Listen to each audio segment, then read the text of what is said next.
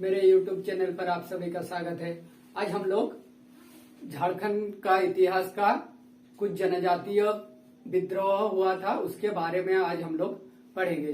जनजातीय विद्रोह में सबसे पहला विद्रोह जो हुआ था ढाल विद्रोह, उसके बारे में आज हम लोग चर्चा करेंगे, उसके बारे में जानेंगे। तो चलिए हम लोग वीडियो को स्टार्ट करते हैं। देखिए, आदिवासियों का विद्रोह या आंदोलन, जो हमारे झारखंड में जो आदि युग से बसे हुए आ रहे थे, तो उन लोग जो पहला विद्रोह स्टार्ट किया था वो था हम लोग का ये ढाल विद्रोह। इसको ढाल या ढाल दोनों बोला जाता है। तो ढाल विद्रोह, देखिए ये ढाल विद्रोह जो स्टार्ट हुआ था उसका स्थान था, मतलब जिस जगह वो स्टार्ट हुआ था वो था धलबुम क्षेत्र। धलबुम क्षेत्र वो क्षेत्र है सिंहभूम का पूरा क्षेत्र, पूर्वी सिंहभूम, पश्चिम सिंहभूम और सरायकेला का कुछ क्षेत्र मिला के ये हर जगह क्या हुआ था, ये धलबुम का जो क्षेत्र पूरा है वो सरायकेला खरसवा भी आता है, इसमें भी क्या हुआ था, ये ढाल विद्रोह हुआ था। इसमें क्या हुआ था, ये धलबुम का जो राजा था जगन्नाथ ढाल, ये क्या किया था, ये विद्रोह किया था। ये इसका मेन था, किसका नेतृत्व करता था, क्या हुआ था इसमें, कैसे हुआ था उसको जानते हैं। सबसे पहले क्या हुआ था ना, पूर्वी सिंहभूम की ओर से अंग्रेजों का क्या हमारे झारखंड में प्रवेश हुआ था। इधर से इन लोग आए थे पूर्वी सिंहभूम की ओर से। तो जब इन लोग क्या किया, अंग्रेज लोग पूर्वी सिंहभूम की ओर से धलबुम में आके बसने लगे या व्यापार करने लगे या हलचल करने लगे, तो उस समय जगन्नाथ ढाल को यहाँ से अपदस्थ कर दिया गया था। तो इसको पहले से भी अंग्रेज के ऊपर गुस्सा था, तो ये क्या किया, आंदोलन स्टार्ट किया। आंदोलन कैसे किया, वहाँ के जनजातियों को लेके, वहाँ के लोगों को लेके ये क्या किया, आंदोलन कर दिया, विद्रोह कर दिया, अंग्रेज को भगाने की कोशिश किया, उन लोग के साथ युद्ध आरंभ किया। ये था जब प्रारंभ हुआ था, ये कब था, 1767 में। ये क्वेश्चन पूछा गया था इस बार के जेपीएससी में कि अंग्रेजों का प्रवेश किस ओर हुआ था, तो सिंहभूम की ओर हुआ था और 1767 से ये प्रारंभ हुआ था और समाप्त हुआ था 1777 में। मतलब ये इसको घुसने में यानी कि 10 वर्ष लग गया था झारखंड में। जब ये आया झारखंड में आने का जो इसका आंदोलन का मेन कारण क्या था, जब अंग्रेज सिंहभूम की ओर से प्रवेश कर रहे थे तो उस समय इन लोग आंदोलन किया था।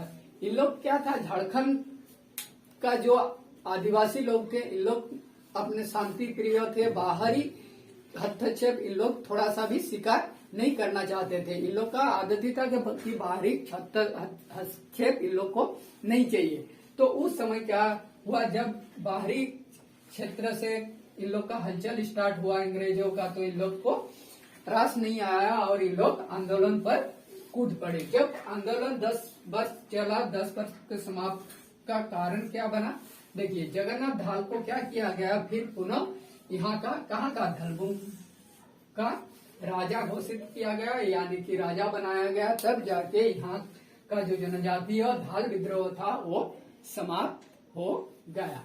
फिर भी छिटपुट घटना होते रहा, लेकिन ये राजा बनने के बाद पूरा ही इस ढाल विद्रोह क्या हो गया, समाप्त हो गया। उसके बाद देखिए चुआड़ विद्रोह। ये जो चुआड़ विद्रोह है, चुआड़ उसी को कहते हैं जो जंगल में रहता था। इन लोग क्या नहीं, जंगल पर निर्भर था। कुछ पाइक थे। पाइक का मतलब क्या है, पाइक यानी कि सिपाही। तो ये ज्यादातर जंगल में रहते थे चुआड़ लोग। इसको चुआड़ इसलिए कहा जाता था क्योंकि ये जंगल में रहते थे और इसमें कुछ पाइक का काम करते थे। पाइक का काम मतलब सिपाही का काम करते थे। इन लोग क्या करते थे, यहाँ जो जमींदार थे, जमींदार के में इन लोग पाइक लोग सिपाही का काम करते थे। सिपाही के काम के बदले में जमींदार इन लोग को कुछ जमीन देता था और उस जमीन में इन लोग खेती करके गुजर बसर कर रहे थे। तो चुआड़ विद्रोह होने का क्या कारण है, कारण देखिए यहाँ दिया हुआ। सबसे पहले इसको देखिए, जंगल महल में भूमिजों को, ये जो चुआड़ विद्रोह कौन लोग किया था, भूमिज लोग किया था।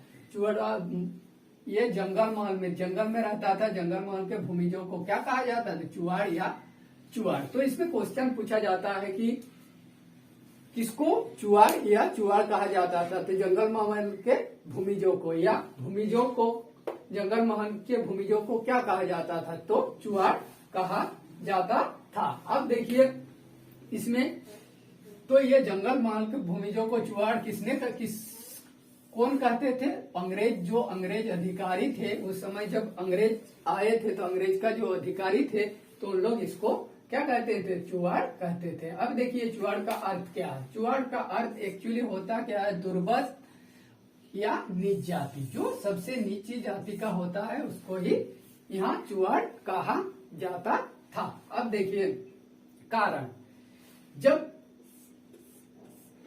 विद्रोह प्रारंभ नहीं हुआ था, प्रारंभ होने का क्या कारण था, जब यहाँ के पाइक या चुआड़ लोग जब जंगल में रहते थे और कुछ जो सिपाही का कार्य करते थे, तो सिपाही का कार्य करने वालों में से उसको बदले में जमीन देता था, तो उन लोग जमीन खेती करके गुजर बसर करते थे। लेकिन जब अंग्रेज इस जगह में आए तो आने के बाद क्या किया, ये जमीन वहां का लेके बेचने लगे जमींदार को, और जमींदार क्या किया, जमींदार इन लोग को हटा दिया गया और इस पाइक के बदले यानी कि सिपाही के बदले अंग्रेज लोग क्या किया, स्थायी पुलिस नियुक्ति कर दिया।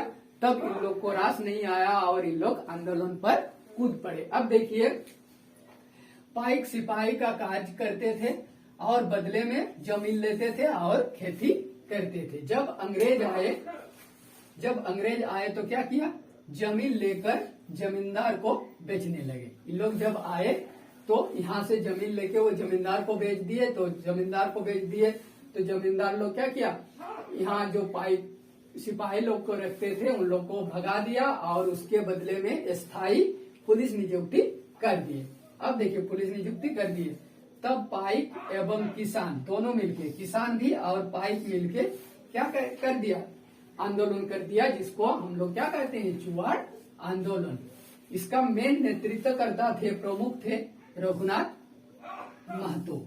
ये पूछा जाता है कि चुआड़ विद्रोह का नेतृत्व करता कौन थे, तो रघुनाथ महतो थे चुआड़ विद्रोह का। और ये रघुनाथ महतो ने एक नारा भी दिया था चुआड़ विद्रोह में, वो था, यहाँ देखिए, अपना गांव अपना राज दूर भगाओ विदेशी राज। ये क्वेश्चन पूछा जाता है कि ये कौन, अपना गांव अपना राज दूर भगाओ विदेशी राज, ये किस आंदोलन का नारा था, तो ये चुआड़ आंदोलन का नारा था या चुआड़ विद्रोह का नारा था। और ये किसने दिया था, ये रघुनाथ महतो ने दिया था। और रघुनाथ महतो किस विद्रोह का नेतृत्व किया था, तो चुआड़ विद्रोह का नेतृत्व किया था। अब ये नारा कब दिया था, ये भी पूछा जाता है। 1769 ईस्वी में ये नारा दिया था, अपना गांव अपना राज दूर भगाओ विदेशी राज। अब देखिए दमन करता है, इसको कुचला गया था या दमन किया गया था इस विद्रोह को, कौन कौन किया था, ये अंग्रेज लेफ्टिनेंट नॉन ने, फिर कैप्टन फोर्बिस ने और लेफ्टिनेंट गुडयार ने, ये 3 जन मिलके इस आंदोलन को, चुआड़ आंदोलन को दमन किया था। दमन करने के बाद धीरे धीरे ये शांत हुआ। शांत होने के बाद क्या हुआ, शांत होने के बाद इसमें कुछ चेंजेज आए चुआड़ विद्रोह में, उसमें चेंजेज, यहाँ का शांति बहाल किया गया और यहाँ जो जमीन लेके बेच रहे थे वो समाप्त कर दिया गया। कर यहाँ आके क्या किया था, अंग्रेज लोग कर की वसूली भी कर रहा था, तो उसको भी समाप्त कर दिया। तब जाके ये आंदोलन धीरे धीरे समाप्त हो गया।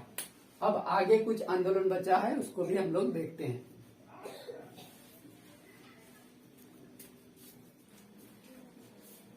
अब देखिए पहाड़ी विद्रोह, पहाड़िया विद्रोह, ये पहाड़िया विद्रोह इसको बोला जाता है।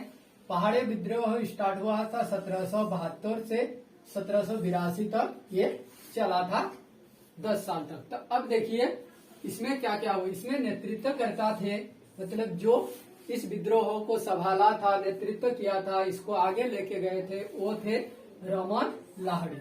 रमन लाहिड़ी इस इसका नेतृत्व किया था, इसका पहाड़ी विद्रोह का। तो इसका साथ दिया था, रमन लाहिड़ी का साथ दिया था सर्वेश्वरी। ये कौन थी? ये सर्वेश्वरी, ये महेशपुर की रानी थी। महेशपुर एक जगह था, वहां का ये रानी थी। ये रानी इस रमन लाहिड़ी को सहायता किया था, किसके? पहाड़ी विद्रोह में। और पहाड़ी विद्रोह में ये भी शामिल हो गई थी, अंत में ये भी शामिल हो गई थी सर्वेश्वरी।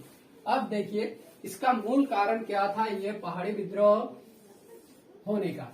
पहाड़ी लोग क्या करते थे? इन लोग मतलब जंगल के ऊपर निर्भर थे, थोड़ा बहुत खेती करते थे और खेती में जो आता था उसको और जंगल के फल फूल लेके इन लोग अपना जीवन यापन करते थे। लेकिन इसको जब 1770 में एक भीषण अकाल पड़ा था हमारा झारखंड में, तो इस अकाल में क्या हुआ ना, जो पहाड़ी लोग थे उन लोग का मतलब रोजी रोटी छिन गया। उन लोग खेती मतलब करके जीवन बसर करते थे, उन लोग का खेती भी चला गया, मतलब खेती नहीं हो पाया, बहुत बड़ा अकाल पड़ा था। तो इसके चलते इन लोग आंदोलन करने में मजबूर हो गया, ये मेन कारण था। अब देखिए इसका परिणाम क्या हुआ। इस पहाड़ी विद्रोह का परिणाम ये हुआ, तब इस पूरा दामिनी, इस जगह को दामिनी को घोषित कर दिया, यानी कि सांताल परगना के पूरे क्षेत्र को। ये पहाड़ी विद्रोह पार्टिकुलर जगह पर हुआ था, पूरा सांताल परगना में नहीं हुआ था। सांताल परगना के कुछ पहाड़ी क्षेत्र जैसे राजमहल पहाड़ी के उस और क्षेत्र में ये हुआ था, तो मतलब छोटा सा जगह पे हुआ था। तो उस समय क्या किया, पूरा सांताल परगना को दामिनी को घोषित कर दिया। दामिनी को घोषित करने का मतलब क्या, पूरा सांताल परगना क्षेत्रों को सरकारी संपत्ति के रूप में घोषणा, यानी कि पूरा जो सांताल परगना का क्षेत्र है उसको इन लोग सरकारी संपत्ति घोषित कर दिया। सरकारी संपत्ति का मतलब इसमें उस सांताल परगना में बाहरी हलचल ना के बराबर, बाहरी हलचल नहीं होना चाहिए। बाहर से कोई आके यहाँ बैठ नहीं सकता, बाहर से आके कोई यहाँ कुछ नहीं कर सकता, मतलब बाहरी हलचल टोटली बंद कर दिया गया। इसका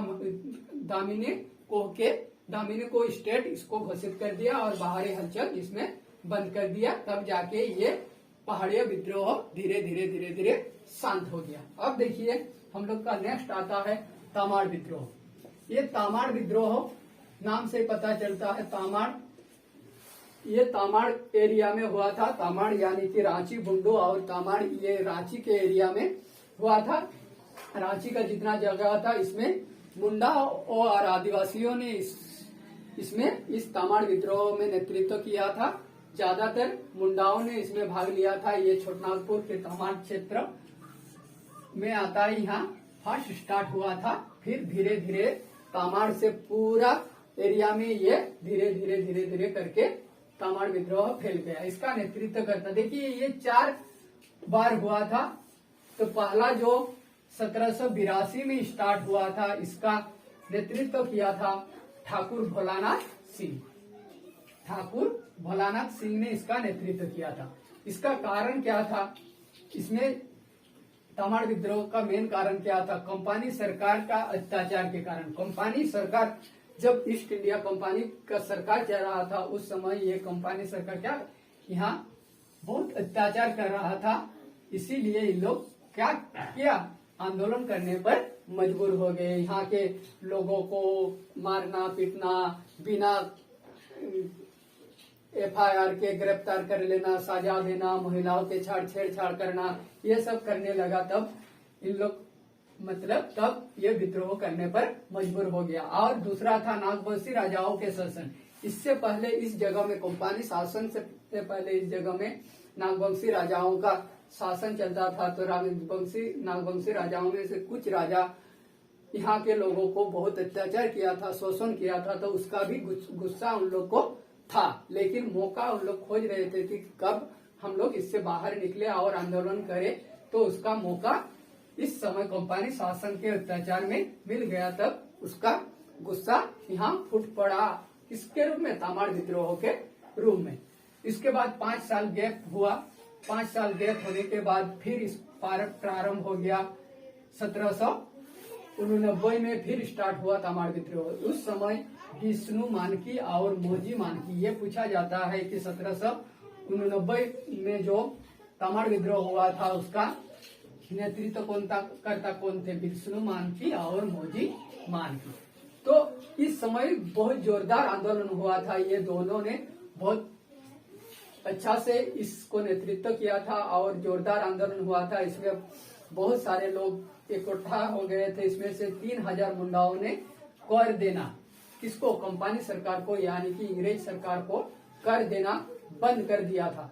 तो उसी में बहुत सारे झिटपुट घटना भी हुए। इस घटना में ये मोजी मानकी का मृत्यु हो जाता है, देहांत हो जाता है। तो देहांत होने के बाद विष्णु मानकी अकेला पड़ जाता है, तो वो कुछ दिन चुप रहता है, आंदोलन बंद कर देता है। 4 साल तक वो चुप रहा। फिर 1794 में ये फिर स्टार्ट, मतलब धीरे धीरे हलचल करके लोगों को इकट्ठा किया, सभी को एकजुट किया, नेतृत्व किया। फिर वो आके 1797 में विष्णु मानकी ने फिर आंदोलन स्टार्ट कर दिया। लेकिन जब 1789 में आंदोलन हुआ था, उतना जोर ये आंदोलन नहीं हो पाया। इसमें नेतृत्वकर्ता की कमी थी और इसमें मोजी मानकी की कमी थी। तब विष्णु मानकी इस समय उतना जोरदार आंदोलन नहीं कर पाए। उसमें सहयोगी इसके साथ कुछ विश्वासघात किया, जिसके चलते यह आंदोलन उतना सफल नहीं हुआ।